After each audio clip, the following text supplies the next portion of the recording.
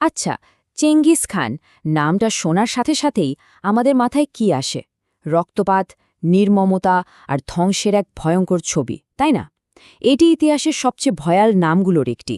কিন্তু আজ আমরা এই বিশ্লেষণের মাধ্যমে এমন কিছু জানব যা প্রচলিত এ ধারণাকে পুরোপুরি বদলে দেবে।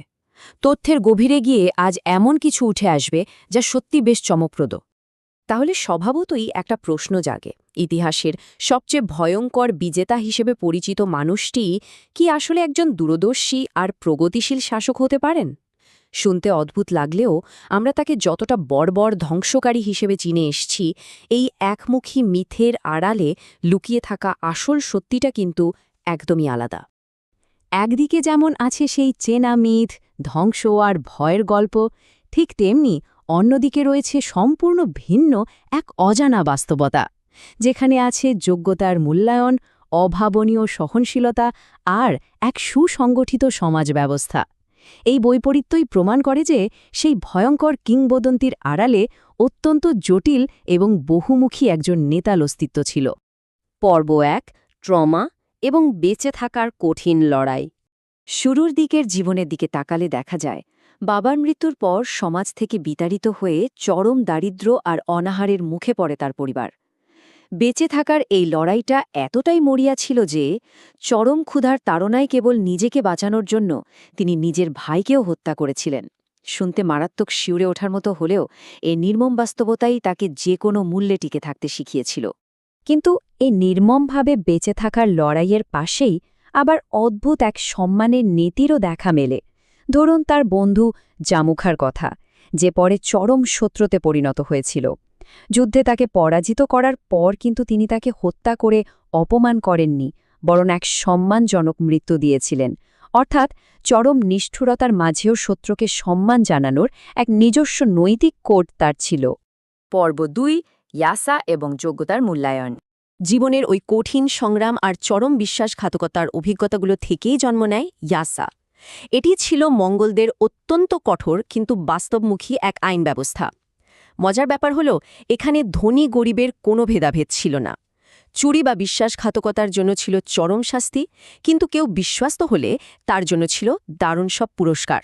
এক্কেবারে সমান মাপকাঠিতে সমাজের সবার বিচার হতো।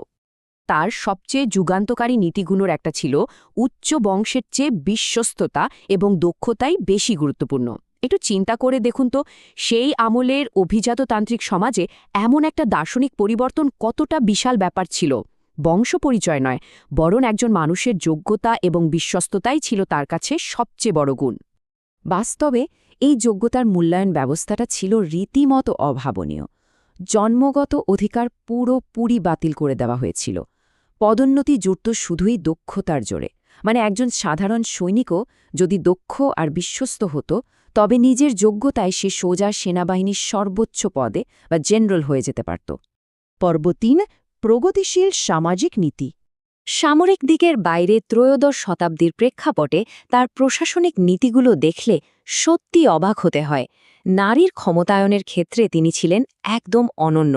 চেঙ্গিস খান তার স্ত্রী বোরতেকে নিজের সবচেয়ে বড় শক্তি হিসেবে মানতেন। পুরুষরা যখন দিনের পর দিন যুদ্ধের ময়দানে, তখন নারীরাই কিন্তু পুরো সাম্রাজ্যের প্রশাসন চালাতেন। নেতৃত্বের নারীদের মতামতকে দেওয়া হতো সর্বোচ্চ গুরুত্ব, যা সেই যুগে আক্ষরিক অর্থেই ছিল বিরল। এরপরে আসে আরও এক চমকপ্রদ ব্যাপার, কোনো জোর জবরদস্তি ছাড়াই পূর্ণ ধর্মীয় স্বাধীনতা। একজন বিজেতা হয়ে বিজিতা অঞ্চলের মানুষদের স্বাধীনভাবে নিজেদের ধর্ম পালনের সুযোগ দেওয়াটা ইতিহাসে কতটা বিরল তা তো আমরা সবাই জানি। সেই শাসনামলে মুসলিম, বৌদ্ধ, খ্রিস্টান সবাই পুরোপুরি সুরক্ষিত ছিল এবং স্বাধীনভাবে ধর্ম পালন করতে পারত। তিনি খুব ভালোভাবেই বুঝেছিলেন যে বিশাল সাম্রাজ্য শান্ত আর স্থিতিশীল রাখতে হলে ধর্মীয় স্বাধীনতা দেয়াটা কতটা জরুরি। এটি ছিল অত্যন্ত অগ্রসর এক রাজনৈতিক কৌশল। পর্ব ৪, পূর্ব ও পশ্চিমের মেলবন্ধন। শুধু রাজ্য দখলে নয়, আন্তর্জাতিক যোগাযোগের ক্ষেত্রেও তিনি এক বিশাল পরিবর্তন এনেছিলেন। শক্তিশালী সামরিক বাহিনীর পাহারায় সিল্ক রোডকে তিনি এমনভাবে সুরক্ষিত করেছিলেন যে ব্যবসায়ীদের জন্য তা একদম নিরাপদ হয়ে ওঠে। আর এর ফলেই আন্তর্জাতিক বাণিজ্যে আসে এক অভাবনীয় অর্থনৈতিক জোয়ার, তৈরি হয় মানুষে মানুষে যোগাযোগের বিশাল সুযোগ।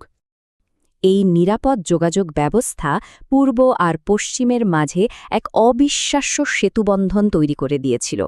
পূর্বের দেশগুলো তাদের নতুন জ্ঞান, পণ্য ও প্রযুক্তি শেয়ার করছিল, আর পশ্চিমারা বিনিময় করছিল তাদের ধারণা, সংস্কৃতি ও সম্পদ।